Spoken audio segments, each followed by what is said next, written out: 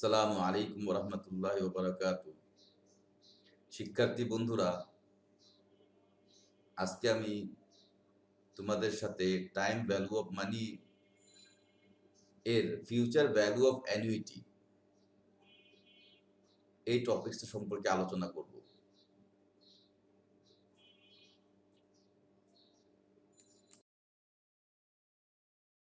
শিক্ষার্থী বন্ধুরা, তাহলে আমাদের আজকে আলোচনার বিষয়বস্তু হচ্ছে টাইম ভ্যালু অফ মানির future value of an annuity.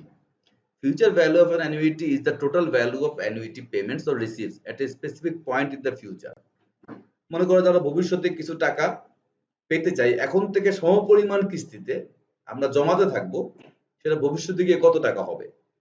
এই সমপরিমাণ কিস্তিটাই অর্থাৎ কিছুদিন পর পর নির্দিষ্ট পরিমাণ টাকাটাইকে বলা হয় অ্যানুইটি।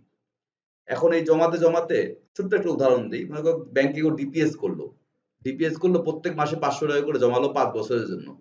তো ব্যাংক তো নিশ্চয়ই একটা সুদের হার দিবে। তো 5 বছর পরে এই প্রত্যেক মাসে 500 টাকা করে জমালে 5 বছর পরে কত টাকা হয়ে যাবে।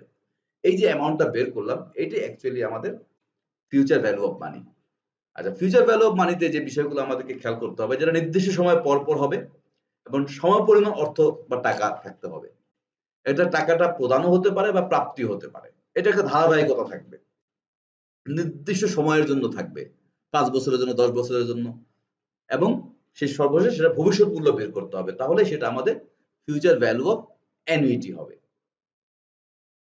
অর্থাৎ নির্দিষ্ট সময় পর পর সমপরিমাণ অর্থ প্রদান বা প্রাপ্তি করলে সেই টাকাটার ভবিষ্যৎ মূল্যটাকে আমরা future value of an annuity বলি। টাইম লাইনে আমাদের বুঝতে পারি, যেমন প্রথম বছরে 1000 টাকা, দ্বিতীয় বছর আবার 1000 টাকায় জমাচ্ছে, তৃতীয় বছর আবার 1000 টাকায় জমাচ্ছে, চতুর্থ বছর আবার 1000 টাকায়, পঞ্চম বছর আবার 1000 টাকায় জমাচ্ছে। তাহলে সমপরিমাণ টাকা হলো। সেটা পেইডও হতে পারে, রিসিভও হতে পারে। তো এইটাকে বের করা হচ্ছে future value of annuity. Future value annuity প্রত্যেক বছর সমপরিমাণ টাকা জমাচ্ছে। অ্যানুইটি আবার দুই প্রকার, একটা হচ্ছে অর্ডিনারি অ্যানুইটি আর একটা হচ্ছে annuity due. Ordinary annuity makes or requires payments at the end of each period. অর্থাৎ এখানে খেয়াল রাখতে আমাদের পেমেন্টটা হবে প্রত্যেক বছরের শেষে বা প্রত্যেক পিরিয়ডের শেষে। আমরা উদাহরণস্বরূপ বলতে পারি যে ঋণপত্রের যে টাকাগুলো সুদ পাওয়া যায় ঋণপত্রের এগেইনস্টে, সেটা প্রত্যেক 6 মাসের শেষে পাওয়া যায়। এরকম অনেক ক্ষেত্রে দেখা যায় পেমেন্ট এবং রিসিপ্টটা মাসের শেষে হতে পারে, বছরের শেষে হতে পারে। এন্ড অফ দ্য পিরিয়ড হইলেই, এন্ড অফ দ্য ইয়ার হইলেই সেটাকে বলা হয় ordinary annuity. End of the ইয়ারে হবে, এন্ড অফ দ্য মাসের শেষে হতে পারে, বছরের শেষে হতে পারে, 6 মাসের শেষে হতে পারে, 3 মাসের শেষে হতে পারে। সেটা হচ্ছে অর্ডিনারি অ্যানুইটি বলা হবে। যেটা সংক্ষেপে বোঝার জন্য আমরা মনে রাখবো যে এটা হচ্ছে এন্ড অফ দ্য ইয়ার হবে বা এন্ড অফ দ্য পিরিয়ড হবে। An ordinary annuity makes or requires payments at the end of each period. প্রত্যেক বছরের শেষে বা প্রত্যেক পিরিয়ডের শেষে। এখানে পিরিয়ড বলতে বছর হতে পারে, 6 মাস পর পর হতে পারে, 3 মাস পর পর হতে, half yearly, quarterly, semi annually, তারপর হচ্ছে মান্থলি হতে পারে, উইকলি হতে পারে, কই উইকলি এক সপ্তাহের শেষেও টাকা জমাতে পারে। এটাই হচ্ছে অর্ডিনারি অ্যানুইটি। আমরা টাইম লাইনের মাধ্যমে দেখি যে 5 বছরের একটা টাইম লাইন 0 থেকে 5 পর্যন্ত, যেখানে পঞ্চম বছর 5 বছর শেষে গিয়ে কত হবে, 0 থেকে 1 পর্যন্ত 1 বছর হলে 1 হচ্ছে end of the year, end of the ইয়ারে 1000 জমাচ্ছে, আবার এন্ড অফ দ্য ইয়ারে আবার 0 থেকে 1 হচ্ছে 1 বছর, 1 বছর শেষে 1000 টাকা এন্ড অফ দ্য ইয়ার হলো। আবার 2 গেলে সেখানে 1 বছর শেষ হলো 1000 টাকা, আবার তার বছর শেষে আবার 1000, তার বছর আবার 1000, তার বছর শেষে আবার 1000 টাকা। এই 5 বছর পরে মোট মূল্যটা কত, সেটাই হচ্ছে future value of an annuity. এবং এটা হচ্ছে অর্ডিনারি অ্যানুইটি, যেখানে প্রত্যেক বছরের শেষে টাকাটা পেইড বা রিসিভ করা হচ্ছে। আমরা একটা উদাহরণ দিয়ে আলোচনা করি। Mister Binyamin has decided on 1st January 2020 that he will deposit টাকা 1000 at the end of each year in a bank for 5 years. The bank will pay 5% compound interest. How much will he receive after 5 years? Mister Binyamin সাহেব সিদ্ধান্ত নিলেন যে তিনি 1ম জানুয়ারি 2020-এ তিনি 1000 টাকা করে একটা ব্যাংকে জমাবেন এবং সেই জমানোটা প্রত্যেক বছর শেষে জমাবেন 5 বছরের জন্য। ব্যাংক সেখানে 5% কম্পাউন্ড ইন্টারেস্ট চক্রবৃদ্ধি সুদ দিবে। তাহলে তিনি 5 বছর পরে কত টাকা পাবেন। দেখেন এখানে আমাদের অ্যামাউন্ট দেওয়া আছে 1000 টাকা, বছর দেওয়া আছে 5 বছর, এবং আমাদের সুদের হার দেওয়া আছে 5%। এবং 5 বছর পরে তিনি কত টাকা পাবেন সেটা আমাদের বের করতে হবে। আরেকটা বিষয় হচ্ছে যে এখানে আমাদের এন্ড অফ ইচ ইয়ার যে 1000 টাকা, হ্যাঁ, 5 বছরের জন্য 5% সুদের হারে 1000 টাকা 5 বছরের জন্য 5% সুদের হারে, 5 বছর পরে কত হবে। কিন্তু এখানে ইচ ইয়ার শব্দটা লেখা আছে। এই ইচ ইয়ার শব্দটা লেখার কারণে আমাদের বুঝতে হবে 5 বছর পরে মূল্য future value of an annuity বের করতে হবে। এবং দেখেন এন্ড আমি একটু বাঁকায় দিয়ে দিয়েছি, এন্ড অফ ইচ ইয়ার প্রত্যেক বছরের শেষের মূল্য বের করতে হবে। অর্থাৎ এটা হচ্ছে অর্ডিনারি অ্যানুইটি। আমি একটা টাইমলাইনের মাধ্যমে বোঝানোর চেষ্টা করতেছি।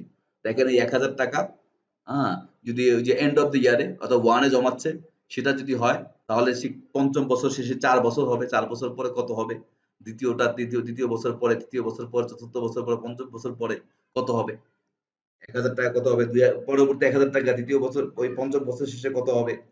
হ্যাঁ, তারপরে 3000 টাকা, তারপর 4000 টাকা কত হবে? পঞ্চম বছরে কত হবে? এই সব কিছু মিলিয়ে মোট তিনি কত টাকা পাবেন। অর্থাৎ আমাকে আলাদা করে বের করতে হচ্ছে। যদি টাইমলাইনের মাধ্যমে আমি বের করতে চাই। এই কঠিন জিনিসটাকে আমরা একটা সহজ সূত্রের মাধ্যমে বের করতে পারি। এই সূত্র হচ্ছে দেখেন, formula of calculating future value of an ordinary annuity, FVA equal to A divided by I into 1 plus I whole to the power n minus 1। আচ্ছা, এখানে FVA বলতে বোঝাবে future value of an annuity, A দিয়ে বোঝাবে amount of annuity, ছোট হাতের I দিয়ে বোঝাবে ইন্টারেস্ট রেট পার টাকা, n দিয়ে নাম্বার অফ ইয়ার্স। সেই অঙ্কটা সলিউশন আমরা করতেছি। হেয়ারে মানগুলো লিখলাম। অ্যানুইটি হচ্ছে 1000, I হচ্ছে 5%, 5% মানে 100 ভাগের 5 সমান 0.05, n হচ্ছে 5 ইয়ার্স, FVA টা কত? আমরা সূত্রের মধ্যে মানগুলো বসালাম। হ্যাঁ, FVA সবসময় সূত্রের মধ্যে মানগুলো বসিয়ে আমরা ক্যালকুলেশন করে বের করে ফেললাম যে 5525.61 টাকা আমাদের 5 বছর পরে হবে। এখন আলোচনা করব annuity due. With an annuity due, by contrast, payments or receipts come to at the beginning of each period. Annuity due হলে এটা পেমেন্টটা এবং রিসিপ্টটা হবে পিরিয়ডের শুরুতে। সহজ একটা উদাহরণ হচ্ছে ভাড়া দেই যে আমরা বাড়িওয়ালা থেকে ভাড়া দিই। আমরা সাধারণত ভাড়া দিই প্রত্যেক মাসের শুরুতেই ভাড়া দিয়ে দিই। এটা কমন একটা example. It's a common example যে আমরা ভাড়াগুলো দিয়ে দিই প্রত্যেক মাসের শুরুতে। এই একটু একটা টাইম লাইনে দেখেন আপনারা, জিরোতে টাকা হচ্ছে 1000, জিরো মানে একবার বছরের শুরুতে বা পিরিয়ডের শুরুতে, তারপর আবার 1000, তারপর 1000, তারপর 1000, এইভাবে প্রত্যেক বছরের শুরুতে টাকাটা জমা হচ্ছে। এটা হচ্ছে annual due. An example দেখি, Mr. Yusuf has decided on 1st January 2020 that he will deposit টাকা 1000 at the beginning of each year in a bank for 5 years. এখানে দেখেন বিগিনিংটা আছে। এখন প্রত্যেক বছরে আগে অঙ্কটা করেছিলাম, প্রত্যেক বছর শেষে এখন প্রত্যেক বছরের শুরুতে জমা করবে। টাইম লাইনের মাধ্যমে দেখেন ওই যে 0 তে 1000 জমা দিচ্ছে, সেটা 5 বছর পরে গিয়ে কত হবে, 1 এ কত হবে, 2 এর টাকাটা কত হবে, 3 এর টাকা মোট কত টাকা হবে, এইভাবে আমাদের বের করতে হবে। এটা সহজ সূত্রের মাধ্যমে বের করতে পারি। শুধু আমাদের 1 প্লাস আইটা, আগের সূত্র ঠিকই থাকবে, ওটাকে এফবিএ ডিউ এর মাধ্যমে লিখতে পারি। 1 প্লাস আই অতিরিক্ত বসবে, যেহেতু আমাদের শেষের বছরের টাকাটা 1 বছর বেশি থাকবে। ওই যে দেখেন ওখানে আমাদের 1 বছর, অর্থাৎ যে টাকাটা জমবে সেখানে আমাদের 1 বছর পরে গিয়ে আরেকটা বাকি থাকবে। 1 বছরের জন্য আমাদের 1 প্লাস আইটা এক্সট্রা সূত্রের মধ্যে বসাতে হচ্ছে। হ্যাঁ, সূত্র আমরা পেয়ে গেলাম 1 প্লাস আই। হেয়ার একই থাকবে, FVA এবং আই এবং এন দিয়ে যা বোঝা আগের মতোই। সে অঙ্কটা সলিউশন করে দিলাম, শুধু 1 প্লাস আইটা গুণ হয়েছে এবং যে টাকাটা বের হয়ে গিয়েছে সেটা আপনাদেরকে সলিউশনের মাধ্যমে দেখানো হলো। এখন আসে মাল্টি পিরিয়ড। মাল্টি পিরিয়ড হলে অর্থাৎ কোয়ার্টারলি, হাফ ইয়ারলি, মান্থলি এরকম আসলে যেখানে যেখানে আই আছে সেখানে ভাগ দিব এম দিয়ে এবং এন এর সাথে এম গুণ হবে। অর্ডিনারি অ্যানুইটির ক্ষেত্রে এই সূত্রটা হবে। অর্ডিনারি অ্যানুইটির ক্ষেত্রে শুধু আই কে ভাগ দিব এম দিয়ে, যেখানে যেখানে আই সেখানে ভাগ হবে এম দিয়ে এবং এন এর সাথে এম গুণ হয়ে এম এন হবে। একইভাবে অ্যানুইটি ডিউর ক্ষেত্রেও ওই সূত্রটা শুধু আই ভাগ এম হবে, সূত্রটা একটু চেঞ্জ হবে, শুধু 1 প্লাস আই দ্বারা গুণ হতো। হ্যাঁ, এটা আমাদের ঠিকানা মনে রাখতে হবে। সূত্র মনে রাখার ক্ষেত্রে বছরে একাধিকবার সুদ গণনার ক্ষেত্রে আমাদের এটা মনে রাখা অবশ্যই প্রয়োজন। অর্থাৎ যেখানে যেখানে আই আছে আই কে ভাগ দিব এম দিয়ে এবং যেখানে এন আছে এন এর সাথে এম গুণ করে পাবো এম এন। এই ছন্দটা মনে রাখবো। সূত্রের যেখানে দেখিবে আই এম দ্বারা ভাগ করা চাই, এম ও এন দুই ভাই পাশাপাশি থাকিতে চাই। সূত্রের যেখানে দেখিবে আই এম দ্বারা ভাগ করা চাই, এম ও এন দুই ভাই পাশাপাশি থাকিতে চাই।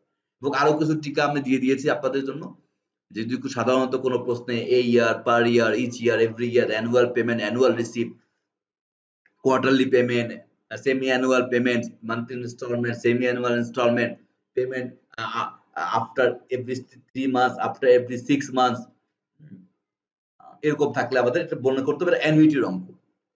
আবার যদি প্রশ্ন অর্ডিনারি অ্যানুইটি, তারপর হচ্ছে at the end of the year,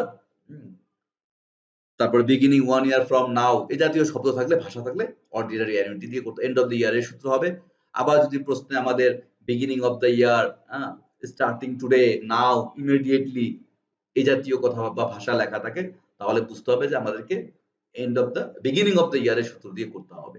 এখন যদি প্রশ্ন পড়ে বোঝা না যায় যেটাকে এন্ড অফ দ্য ইয়ারের সূত্র হবে না বিগিনিং অফ দ্য ইয়ারের সূত্র হবে, তাহলে সেক্ষেত্রে আমরা অবশ্যই মনে রাখবো যে আমরা সেখানে আমরা এন্ড অফ দ্য ইয়ারের সূত্র দিয়ে অঙ্কটা করব।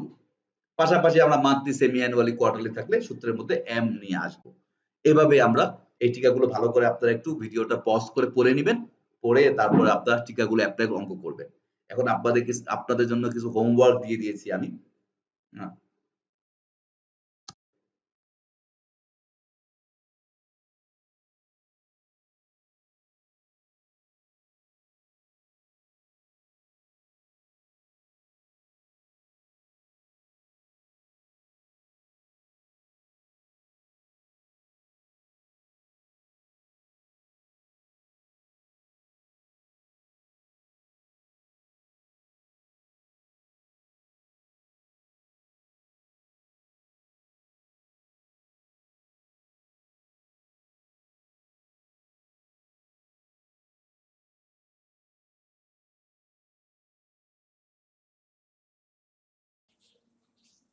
তাহলে শিক্ষার্থী বন্ধুরা, আশা করি আজকে আলোচনা হতে তোমরা উপকৃত হয়েছো।